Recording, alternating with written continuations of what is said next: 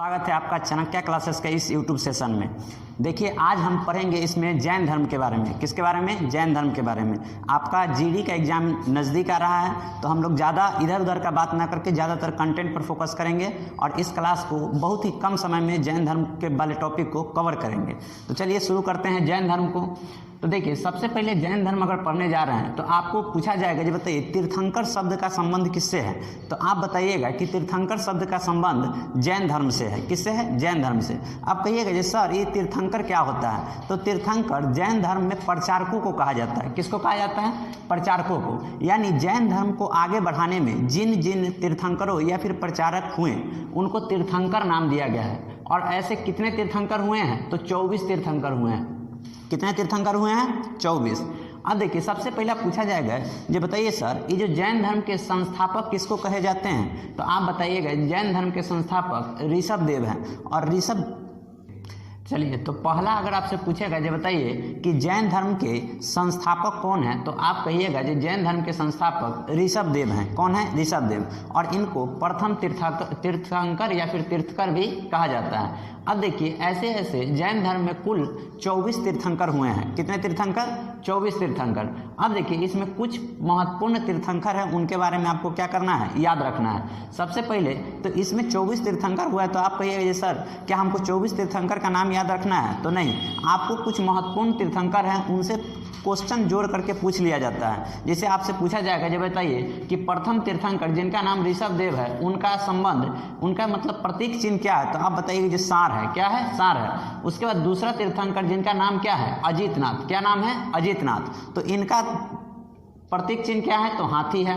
तीसरा तीर्थंकर है जिनका नाम क्या है? संभवनाथ। और इनका प्रतीक चिन्ह क्या है? तो घोड़ा है। इनका प्रतीक चिन्ह क्या है? घोड़ा है। अब देखिए आपसे उसके बाद जो चौथा है, पांचवा है या फिर छठा है उनको नहीं ध्यान रखना है। आपको एक ही बार आ जाना है कहाँ पर? 22वें तीर्थंकर पर। और 22वें तीर्थंकर के बारे में पूछा जाएगा जो 22वें तीर्थंकर कौन हुए हैं, तो आप बताइएगा कि अरिस्टिनेमी जैन धर्म के 22वें तीर्थंकर हैं। और इनका प्रतीक चिन्ह शंख है। क्या है? शंख है। अब देखिए आपसे पूछा जाएगा कि 23वें तीर्थंकर कौन है, तो 23वें तीर्थंकर पार्श्वनाथ हुए हैं। क्या हुए हैं? पार्श्वनाथ। और इनके प्रतीक चिन्ह क्या है? तो सर्प है। क्या है? सर्प। और 24वें और अंतिम तीर्थंकर जिनका नाम क्या है? महावीर स्वामी। और इनके जो प्रतीक हैं वो क्या है? शेर हैं। तो आप देखिए हम एक बेसिक चीज़ देख रहे हैं, जो जैन धर्म में कुल 24 तीर्थंकर हुए और 24 तीर्थंकरों में से मेनली हम लोगों को 6 तीर्थंकर के बारे में नाम याद रखना है। जिसमें पहला पूछेगा तो ऋषभदेव, दूसरा अजितनाथ, तीसरा संभवनाथ, 22वां अरिस्टिनेमी,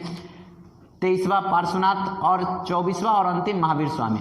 अब एक चीज़ आप नोटिस कीजिएगा कि हम पहले तीर्थंकर और 22वें तीर्थंकर के आगे स्टार लगाए हुए हैं। तो ऐसा काहे किए हैं? तो इसका कहने का मतलब यह है कि ऋषभदेव और अरिस्टिनेमी का जिक्र ऋग्वेद में मिलता है।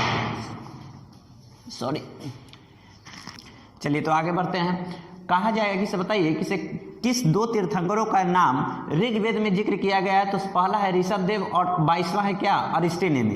तो 2 तीर्थंकर हुए हैं ऋषभदेव और अरिस्टिनेमी जिनका जिक्र ऋग्वेद वाले हिस्से में किया गया है। अब देखिए अरिस्टिनेमी के बारे में एक और क्वेश्चन पूछता है, जो बताइए सर किस तीर्थंकर के बारे में कहा जाता है कि वह भगवान श्री कृष्ण के काफ़ी निकट संबंधी थे?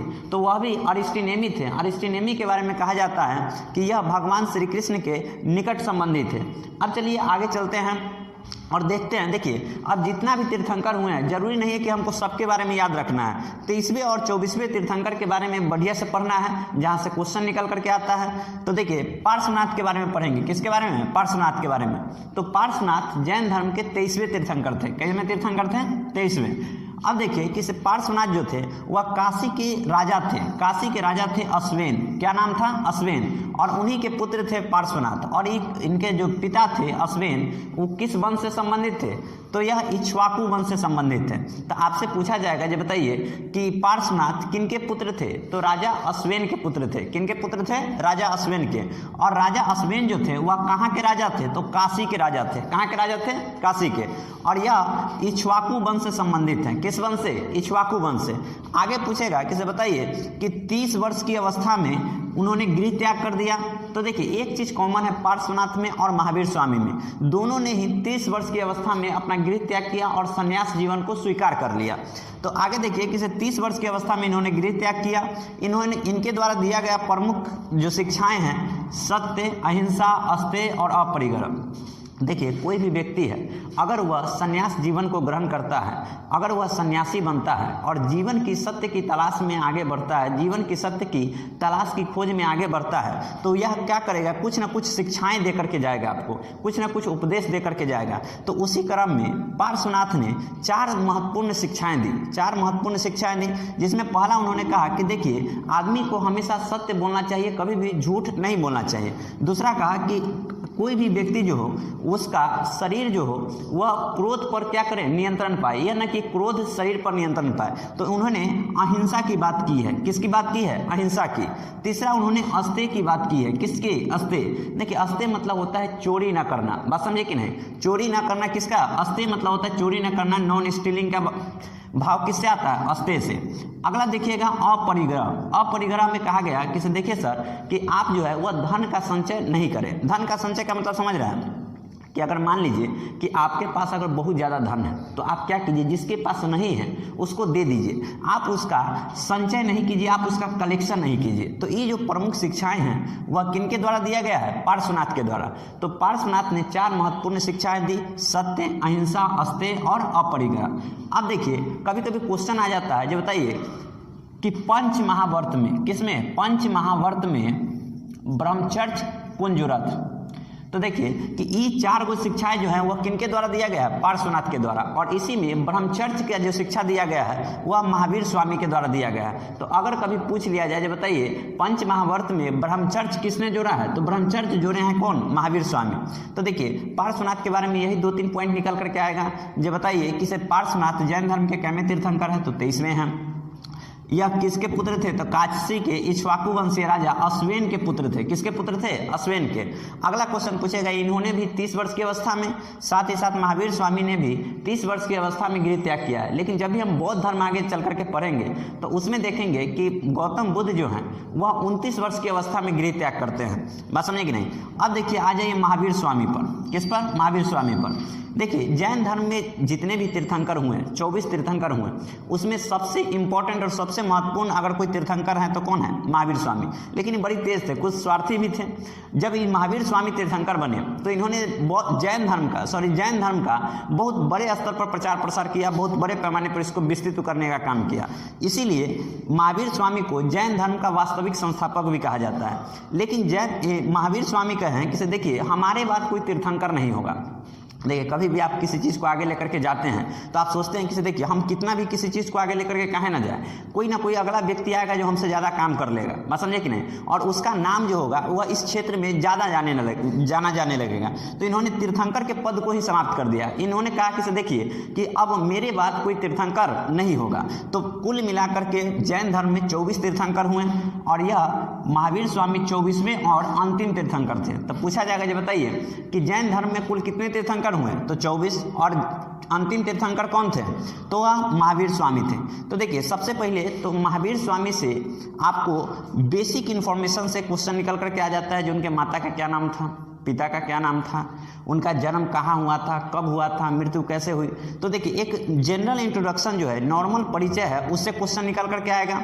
उसके बाद जैन धर्म की जो विशेषताएं हैं उससे क्वेश्चन निकल करके आता है। तो सबसे पहले देखेंगे कि महावीर स्वामी का जनरल इंट्रोडक्शन। अरे आप भी कहीं जाते हैं इंटरव्यू देने तो आपसे पूछा जाता है ना कि एक बायोडाटा तैयार करके लाइए। तो बायोडाटा में क्या लिखते हैं कि सबसे पहले बताया जाता है कि चलिए मेरा नाम ये है, मेरे पिताजी का नाम है, क्या क्या किए हैं उसके बारे में, क्वालिफिकेशन, योग्यता और आपका एक्सपीरियंस के बारे में पूछा जाता है। तो उसी तरीके से सबसे पहले महावीर स्वामी का क्या करेंगे? जनरल इंट्रोडक्शन लेंगे और नॉर्मल परिचय लेंगे। तो देखिए इनका जन्म 540 ईसा पूर्व में हुआ था। आप लोग याद रखिएगा, यह अगर आप ये इस क्लास को देख रहे हैं तो लुसेंट का बुक पढ़ने का कोई ज़रूरत नहीं है, यह पूरा तरीके से लुसेंट बेस्ड है। बात समझे कि नहीं? और जो जीडी के लिए एकदम रामबाण साबित होगा। आप एक बार देख करके जाइए। तो देखिए आपसे पूछा जाएगा कि महावीर स्वामी का जन्म कब हुआ है? तो 540 BC में हुआ, यानी 540 ईसा पूर्व में हुआ। कहाँ हुआ है? तो कुंड ग्राम वैशाली वाले इलाका में। अरे वैशाली जब पटना से जाइएगा तो क्या महात्मा गांधी सेतु पार कीजिएगा तो उसके बाद क्या है? हाजीपुर है। और हाजीपुर कहाँ पड़ता है? वैशाली में। तो कुंड ग्राम कहाँ? कुंड ग्राम वैशाली में इनका जन्म हुआ था। इनके बचपन का नाम से बहुत ज़्यादा क्वेश्चन आता है। ये बताइए कि महावीर स्वामी के बचपन का क्या नाम था? तो आप बताइएगा कि महावीर स्वामी के बचपन का नाम वर्धमान था। क्या था? वर्धमान था। आगे देखिए कि इनके पिता का नाम सिद्धार्थ था। क्या था? सिद्धार्थ था। एक चीज़ याद रखिएगा कि गौतम बुद्ध के बचपन का नाम सिद्धार्थ है और महावीर स्वामी के पिता का नाम भी सिद्धार्थ है। तो कन्फ्यूजन में नहीं आइएगा। अगर पूछेगा जब बताइए कि महावीर स्वामी के पिता का क्या नाम है? तो सिद्धार्थ। और गौतम बुद्ध के बचपन का क्या नाम है? तो वो भी सिद्धार्थ है। आगे देखिएगा कि सिद्धार्थ जो है यानी इनके पिता जो हैं वह ज्ञात्रिक कुल के सरदार हैं। ये भी क्वेश्चन आ चुका है, पूछा गया है। जब बताइए कि महावीर स्वामी के पिता जिनका नाम क्या है? सिद्धार्थ, वह किस कुल के थे? तो ज्ञात्रिक कुल के थे। किस कुल के थे? ज्ञात्रिक कुल के थे। आगे देखिए इनकी माता का क्या नाम था? तो त्रिशला। और यह लिच्छवी राजा चेटक की बहन थी। लिच्छवी राजा चेटक की बहन थी। तो आपसे पूछा जाएगा जब बताइए कि महावीर स्वामी के माता त्रिशला किसकी बहन थी? तो लिच्छवी राजा चेटक की बहन थी। किसकी थी? चेटक की बहन थी। आगे देखिए इनकी शादी यशोदा नाम की एक महिला से हुआ था और उनको एक पुत्री की प्राप्ति हुई थी जिसका नाम था अनुजा प्रियदर्शनी। क्या नाम था? अनुजा प्रियदर्शनी। और अनुजा प्रियदर्शनी का विवाह हुआ था जामिल से। किससे हुआ था? जामिल से। तो आप कह सकते हैं कि महावीर स्वामी के पुत्री का नाम है अनुजा प्रियदर्शनी और दामाद का क्या नाम है? जामिल। तो देखिए एक बेसिक इन्फॉर्मेशन है इनके बारे में। अब देखिए इनका गृह त्याग की घटना को देखिए। होता क्या है कि 30 वर्ष की अवस्था में देखिए एक चीज़ कॉमन है किन में? महावीर स्वामी और गौतम बुद्ध में। दोनों ने ही वैवाहिक जीवन को पहले बिताया है और उसके बाद जाकर के क्या किए हैं? संन्यास जीवन को ग्रहण किए हैं। जैसे इन्होंने महावीर स्वामी ने, इनका तो शादी हो चुका है किन से? यशोदा से, पुत्री भी है और दामाद भी है। आगे चल करके 30 वर्ष की अवस्था में इन्होंने सत्य की खोज के लिए या फिर जीवन के उद्देश्य की खोज के लिए गृह त्याग किया। तो आपसे अगर पूछ लिया जाए तो बताइए कि महावीर स्वामी ने गृह त्याग कब, कितने वर्ष की अवस्था में किया है? तो 30 वर्ष की अवस्था में किया है। कितने वर्ष की अवस्था में? 30 वर्ष की अवस्था में।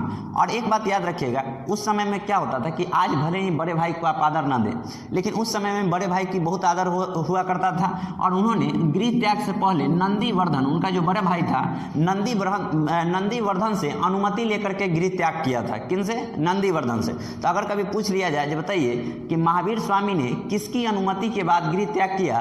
तो नंदीवर्धन की अनुमति के बाद गृह त्याग किया था। और कितने वर्ष की अवस्था में? 30 वर्ष की अवस्था में।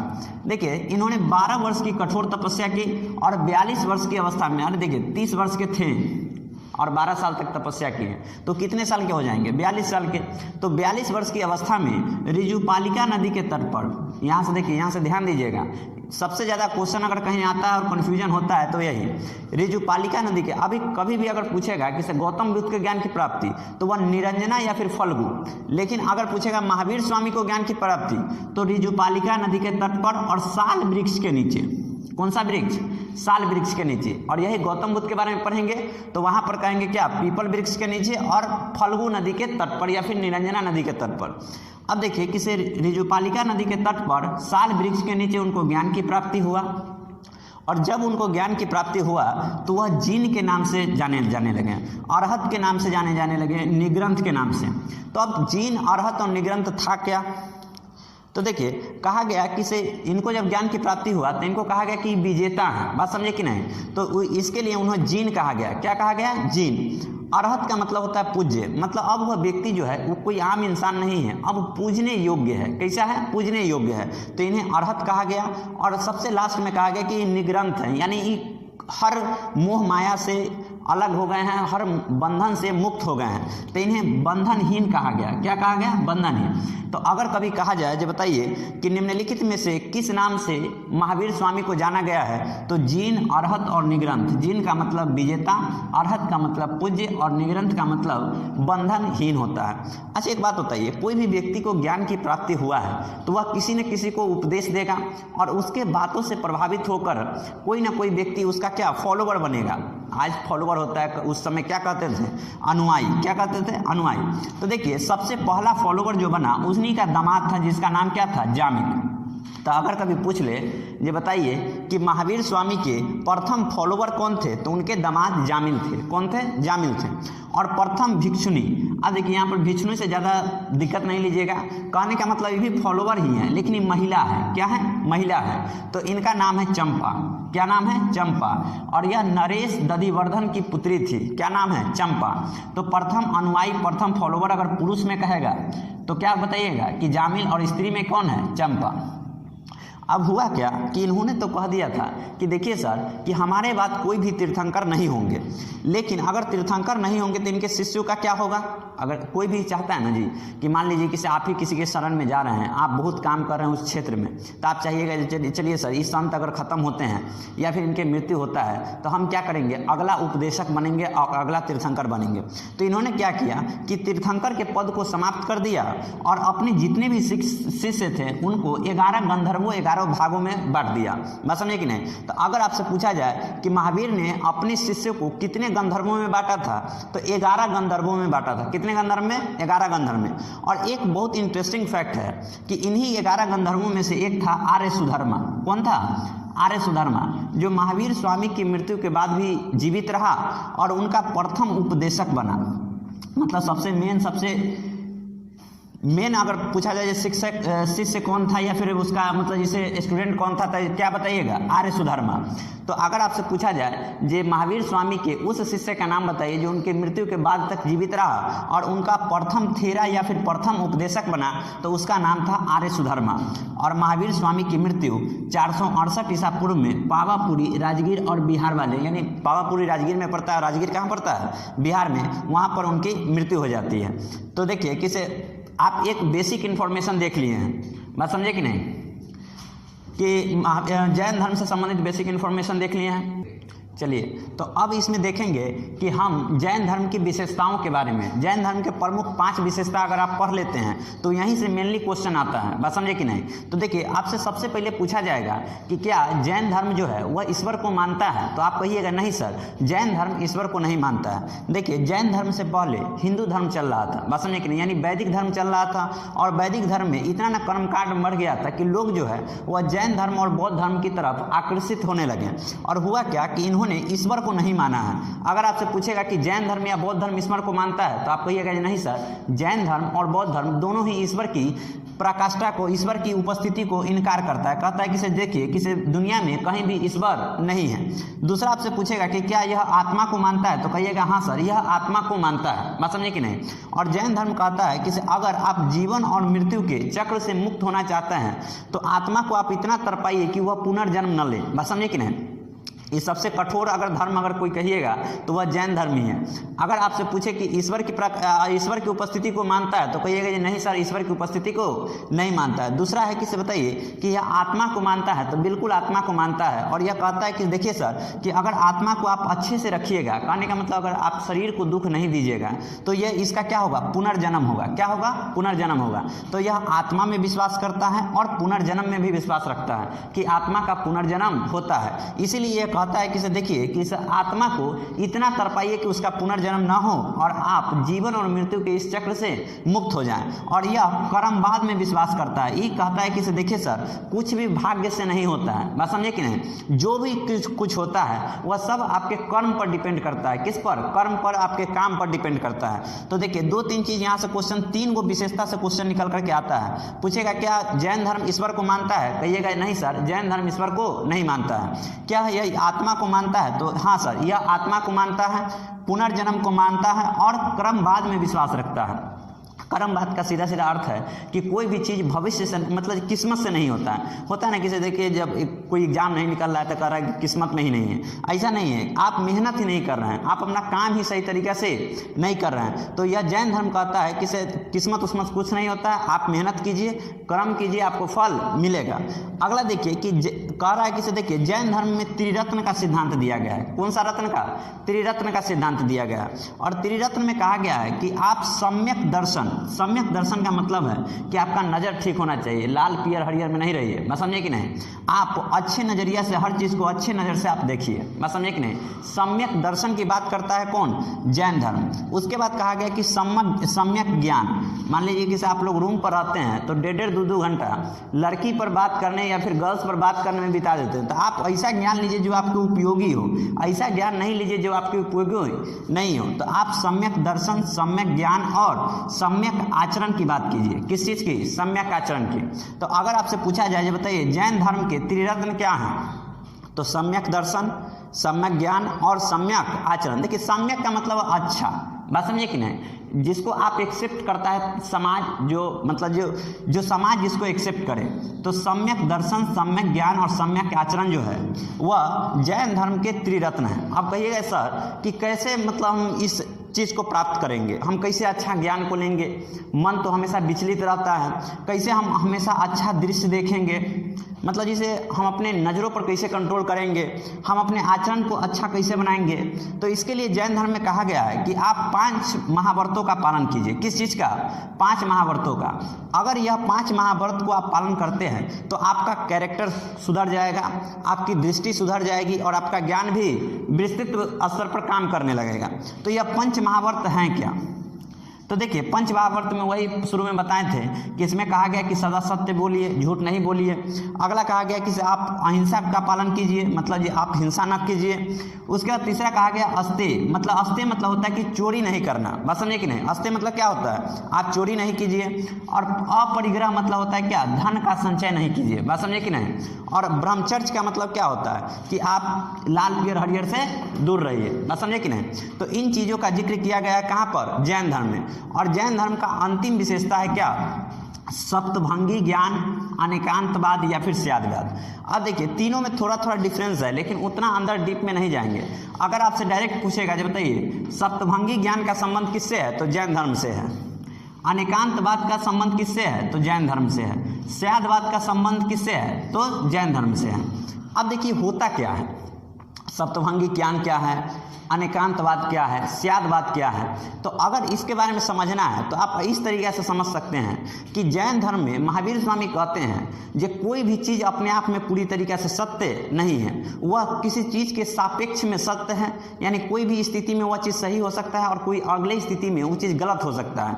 जैसे आज ही मान लीजिए किसी अगर प्रेम विवाह है या फिर लव मैरिज है, तो जो लोग प्रोग्रेसिव सोच के होंगे, जैसे कहने का मतलब जो रूढ़िवादी नहीं होंगे, जो समाज में बदलाव चाहते हैं, वो लोग उसको क्या करेंगे? एक्सेप्ट करेंगे, मतलब उसको आलोचना उसका क्रिटिसाइज नहीं करेंगे। लेकिन जो लोग रूढ़िवादी होंगे, जो अपने समय में जैसे प्रचलन को देखे हैं उस प्रचलन का होंगे, तो वो क्या करेंगे? उस चीज़ को विरोध करेंगे। तो एक ही चीज़ को मतलब प्रेम विवाह को ही अलग अलग व्यक्तियों द्वारा उसका अलग अलग थॉट बनता है। तो कोई भी चीज़ अपने आप में पूरा तरीक़ा से सत्य नहीं है। मतलब कहने का मतलब है कि सप्तभंगी यानी किसी चीज़ को 7 तरीक़े से देखिएगा ना, तो कुछ किसी न किसी एक चीज़, एक तरीक़ा में आपको वो चीज़ गलत दिखेगा और किसी न किसी एक तरीका में वह सही दिखेगा। तो इसी को कहा गया सप्तभंगी ज्ञान।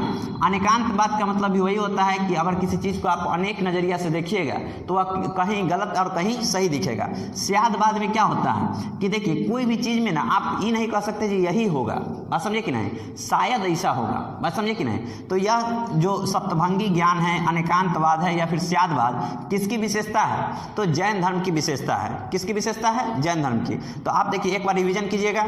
पूछेगा जी ईश्वर में मान्यता है, तो बिल्कुल नहीं, ईश्वर को नहीं मानता है। आत्मा को मानता है, तो बिल्कुल आत्मा को मानता है। पुनर्जन्म में विश्वास करता है और क्रमवाद में विश्वास करता है। उसके बाद कहेगा कि जैन धर्म के त्रिरत्न कौन है, तो सम्यक दर्शन, सम्यक ज्ञान और सम्यक आचरण। अब देखिए हम कैसे दर्शन, आचरण और ज्ञान को प्राप्त करेंगे, तो इसके लिए 5 महाव्रत का पालन कीजिए। 5 महाव्रत में क्या है, तो सत्य, अहिंसा, अस्तेय, अपरिग्रह और ब्रह्मचर्य। और लास्ट सिद्धांत है क्या, सप्तभंगी ज्ञान या फिर अनेकांतवाद। क्या? अनेकांतवाद। और इसी को स्यादवाद के नाम से भी जाना जाता है।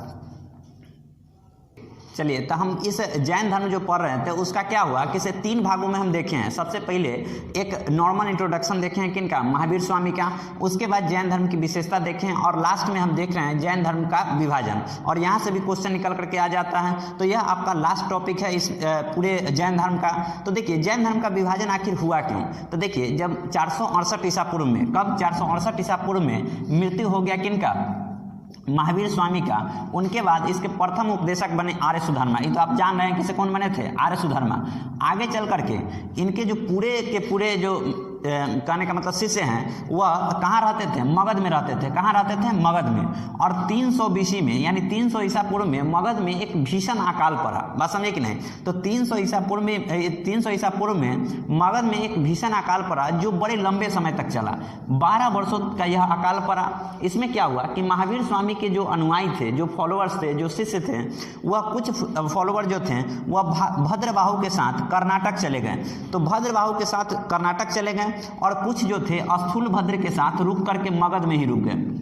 तो देखिए समझिए कि 300 BC में, 300 ईसा पूर्व में 12 वर्षों का एक भीषण अकाल पड़ा मगध वाले इलाका में। अब मगध से कुछ जो अनुयायी थे वह भद्रबाहु के साथ कहाँ चले गए, कर्नाटक चले गए। लेकिन कुछ जो अनुयायी थे वह स्थूलभद्र के साथ मगध में ही रुक गए। अब देखिए कि 12 वर्षों के बाद फिर से जो भद्रबाहु हैं वो कुछ अनुयायियों को लेकर के आते हैं मगध में। लेकिन भद्रबाहु और स्थूलभद्र के बीच वैचारिक मतभेद हो जाता है। क्या हो जाता है, वैचारिक मतभेद हो जाता है। और जैन धर्म जो है वह 2 भागों में बढ़ जाता है। और पहले भाग का नाम दिया गया है दिगंबर और दूसरे भाग का नाम क्या दिया गया है, श्वेतांबर।